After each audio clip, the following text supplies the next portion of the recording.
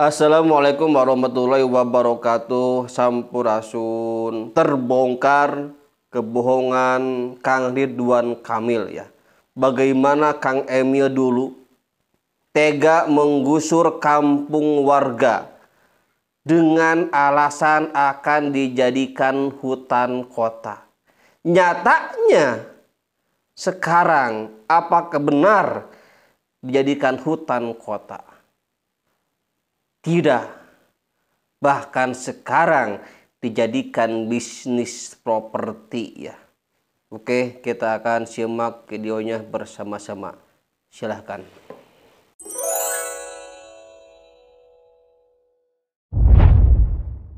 Tahun 2015 lalu, saat Ridwan Kamil menjabat wali kota Bandung, nekat menggusur ribuan warga yang menempati lahan seluas sekitar 13 hektar di Kelurahan Kebonwaru, kawasan Kiara Condong, Bandung. Alasannya, kawasan itu akan dijadikan hutan kota. Tapi faktanya, di lokasi gusuran tersebut, kini hanya dijadikan lahan bisnis properti. Fakta ini diungkap oleh aktivis Kampung Bandung di TikTok. Masih ingat di Kiara Condong, 2015 Ridwan Kamil menggusur lahan sebesar 13,5 hektar milik masyarakat yang janjinya untuk hutan kota. Ternyata sekarang sudah menjadi bisnis ruko ya, jadi bisnis propertinya pengusaha ya, atas izin Ridwan Kamil. Ya, ini properti ini resmi ya dipasarkan. Ini satu blok ya, bahkan di dalam sudah habis. Penggusuran paksa yang dilakukan Ridwan Kamil pada tahun 2015 tersebut jelas sangat melukai hati warga setempat yang jadi korban penggusuran. Salah satu korban diantaranya terdapat atlet nasional peraih 13 medali emas, yaitu Amin Ihsan. Saat digusur paksa, Amin Ihsan merasa jadi korban penjajahan yang dilakukan bangsanya sendiri. Seperti ini videonya saat protes pada tahun 2015 lalu. Negara kita Indonesia memang sudah merdeka 70 tahun yang lalu. Namun kita warga Kebonwaru, Jakarta Selatan, dan Jalan Karawang Kiara Condong ternyata belum merdeka. Kita dijajah oleh bangsa kita sendiri. Wali Kota Bandung membiarkan kita sengsara dengan melakukan pembongkaran oleh pengembang. Kita dijual hanya 5 juta kepada pengembang oleh Bapak Wali Kota yang kita pilih. Tanpa ada perlindungan atas hak kita sebagai manusia, teristimewa sebagai warga. Saya, perwakilan sebagai warga dan sebagai atlet nasional, menjadi korban kesadisan tindakan perusakan mereka atas rumah kita semua. Saya yang mewakili sebagai atlet nasional, saya telah membawa nama bangsa ini harum di tataran internasional dengan semangat mencintai olahraga sebagai arena perjuangan demi masa depan bangsa dan negara. Lagu Indonesia Raya telah berkumandang di antara dunia saat itu. Wujud hasil perjuangan saya sebagai juara medali emas, perunggu dan perak harus selalu diingat. Uang hasil keringat sepanjang saya sebagai atlet adalah modal untuk membangun rumah keluarga saya, tempat tinggal. Cara ini, saya bangun studio musik untuk berusaha menopang hidup setelah saya berhenti sebagai atlet. Membayar pajak, retribusi, dan pajak lainnya kepada negara.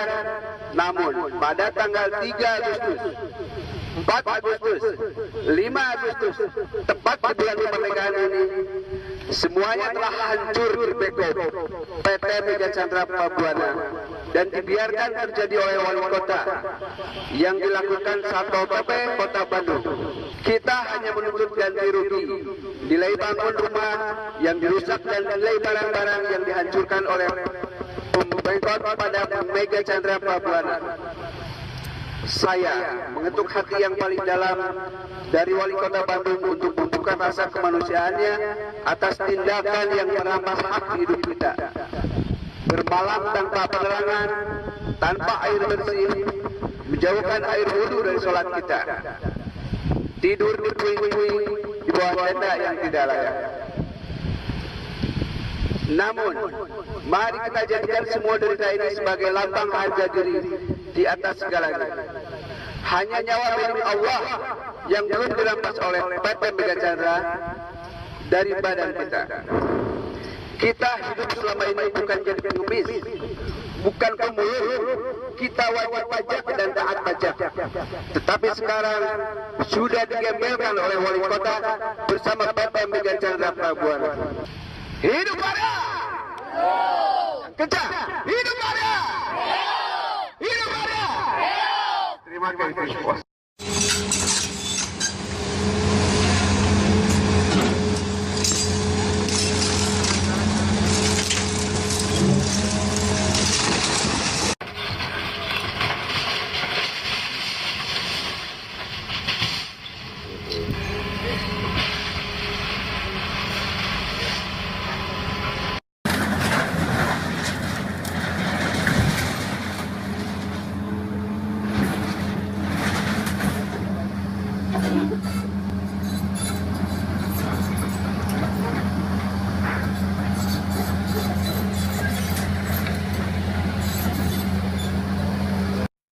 Ya, seorang warga yang menjadi korban penggusuran di Jalan Karawang, Bandung, Jawa Barat pingsan setelah rumahnya rata dengan tanah. Warga mengaku belum menerima ganti rugi dan tidak ada surat pemberitahuan.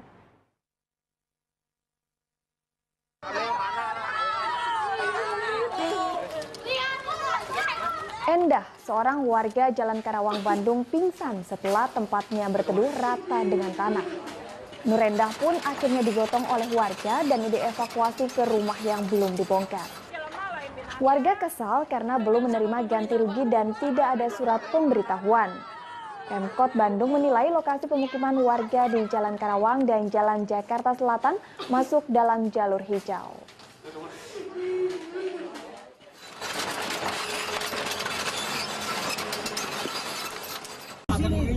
Orang sasar.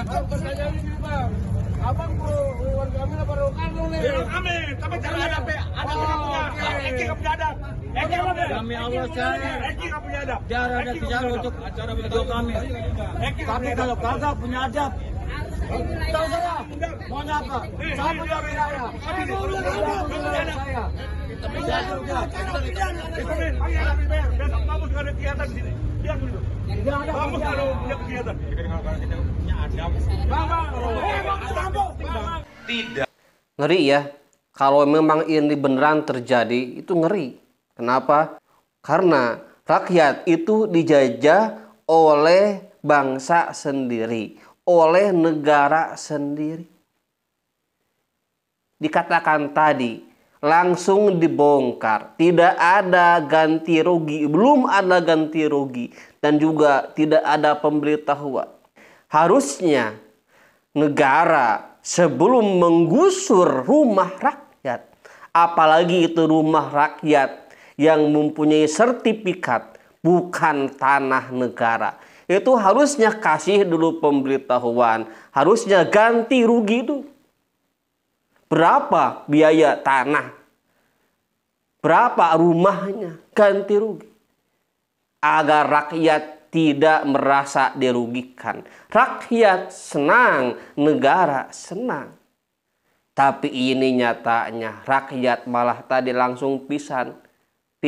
Kenapa? Karena merasa didolimi.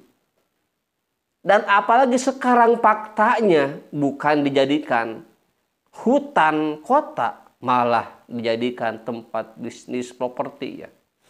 Kita akan simak bagaimana Kang Deddy Mulyadi ya mengelola anggaran dengan baik. Oke, simak videonya bersama-sama.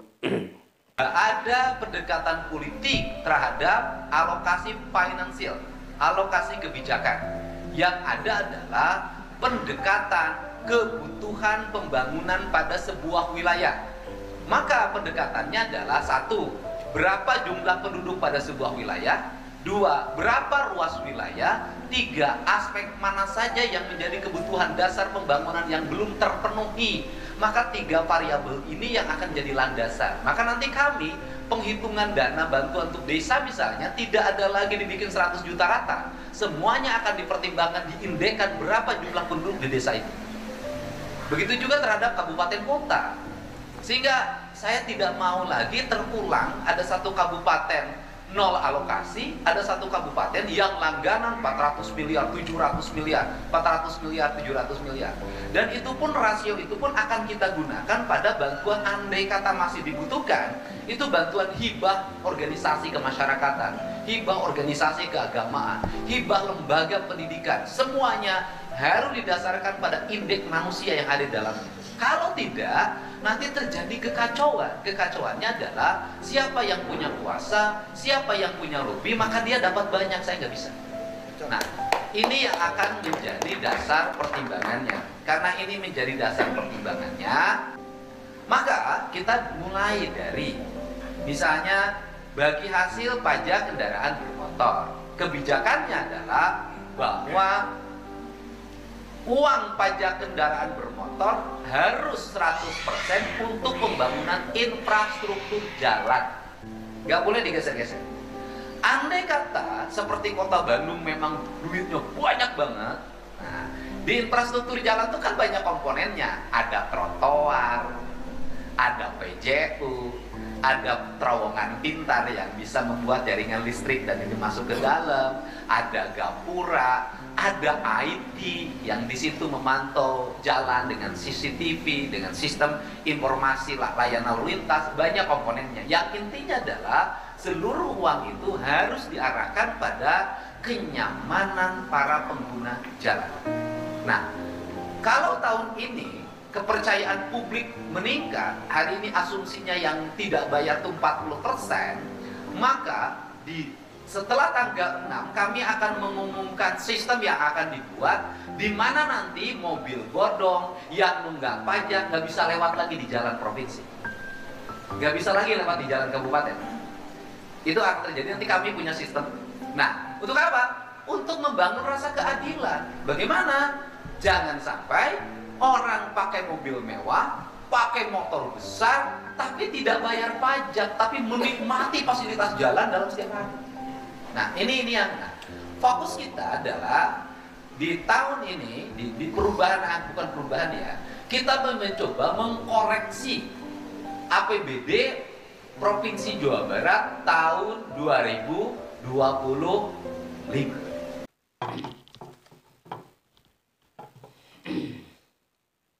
Itu ya tadi bagaimana Kang Deddy Mulyadi mengelola anggaran, menumbuhkan rasa keadilan itu bukan dengan dibagi rata, tapi dilihat mana yang lebih banyak penduduknya, bukan sama rata, mana lebih banyak penduduknya, mana lebih besar luas tanahnya, dan juga bagaimana Kang Deddy Mulyadi inginkan bahwa hasil dari pajak kendaraan bermotor itu untuk jalan 100%. Kita bayar pajak motor, mobil, tapi jalan masih amburadul ya. Nah, dan Kang Deddy Mulyadi inginkan bahwa semua pajak dari kendaraan bermotor itu untuk jalan ya. Oke, sekian, terima kasih. Wassalamualaikum warahmatullahi wabarakatuh. Sampurasun.